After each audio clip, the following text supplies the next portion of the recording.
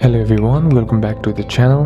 Hope you're doing well and fine, and in today's video I'll be showing you how to add image in Sololearn. So without wasting any time, let's just jump right on the video and make sure to watch this video till the end and follow the steps as well. Adding an image in Sololearn depends on whether you are using HTML, CSS or JavaScript. So if you are adding an image in HTML, then what you need to do is just use the img tag. So here on the screen you will see the code right here. All you gotta do now is just simply enter in this code, and then for local images, Sololearn doesn't allow uploading local images, so you need your image online, example ignore post image Google Drive, and use the directly. And once you are done with that, you can also add an image as a background in CSS. So simply copy this code or program code, and then this applies the image as a background to the web page. So these are a couple of steps that you can apply, and that's it for today's video guys. Hope this video was useful to you. Leave a like if you did, comment down below what the next video should be on,